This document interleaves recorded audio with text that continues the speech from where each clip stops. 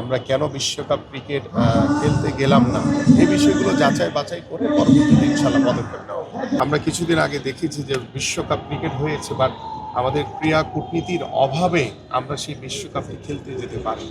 কিন্তু কেন এটি হয়েছে সেটিও আসলে তদন্ত করে দেখার বিষয় রয়েছে, এবং আমি আশা করি যে এই বিষয় নিয়েগুলো আমি একটি তদন্ত কমিটি করে আমি পরবর্তীতে যে কেন আমরা বিশ্বকাপ খেলতে গেলাম না, কেন আমাদের কোথায় সমস্যা ছিল বা কেন আমাদের ক্রীড়া কূটনীতির অভাব ছিল, সেই বিষয়গুলো আমরা তদন্ত কমিটির মাধ্যমে পরবর্তীতে আসলে আমি এগুলো প্রতিবেদন আকারে আমি ক্রিকেট বোর্ড এবং যারা এটার সাথে জড়িত ছিল তাদের কাছ থেকে আমি অবশ্যই চাই।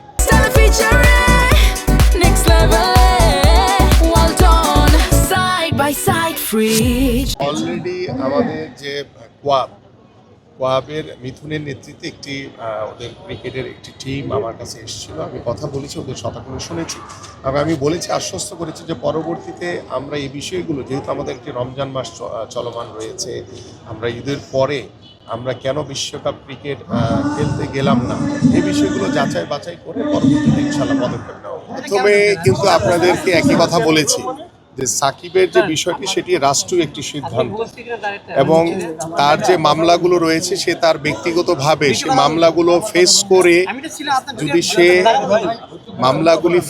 সে যদি আসলে ফিরে আসে, সেখানে আমরা নমনীয় থাকব।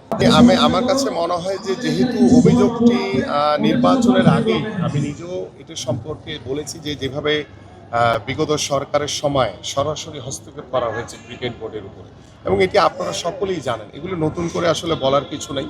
এবং এটি নিয়ে আমি মনে করি যে কাদা ছোড়াছুড়ি না করে আমরা যেটা সঠিক, যেটা তদন্ত প্রতিবেদনে উঠে আসবে, এবং এখানে যারা বিগত সময় নির্বাচন কমিশনের দায়িত্ব পালন করেছেন তাদের সাথেও তদন্ত কমিটি কথা বলবে, বর্তমান ক্রিকেট বোর্ডে যারা রয়েছেন তাদের সাথেও কথা বলবে, পাশাপাশি যারা অভিযোগ দিয়েছেন তাদের সাথেও কথা বলবে, এবং সারা বাংলাদেশের যারা বিভিন্ন জায়গায় যারা ডিসি দায়িত্ব পালন করেছেন, কারণ আপনারা সকলেই জানেন, যেমন আমি নিজেই ব্যক্তিগতভাবে জানি যে যখন বিগত নির্বাচনের সময় ডিসিরা একবার অলরেডি কাউন্সিলরশিপ পাঠিয়েছিলেন, তার পরবর্তীতে আমাদের বর্তমান প্রেসিডেন্ট বুলবুল ভাইয়ের চিঠির পরিপ্রেক্ষিতে তারা আবার দ্বিতীয়বার কাউন্সিলর পাঠিয়েছে।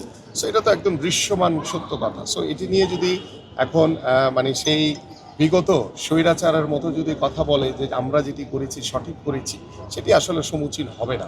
আমার কাছে মনে হয় যে আমরা তদন্ত প্রতিবেদনটা দেখি, তারপরে আমি আইসিসির সাথে কথা বলে আমাদের পরবর্তী পদক্ষেপ পরবর্তীতে আপনাদেরকে জানাবো। আইসিসি থেকে কোনো একটা নিষেধাজ্ঞা আসতে পারে কিনা সে ব্যাপারে আপনারা আসলে বিবেচনা করবেন কিনা? আইসিসির সাথে কথা বলেই সকল সিদ্ধান্ত নিই।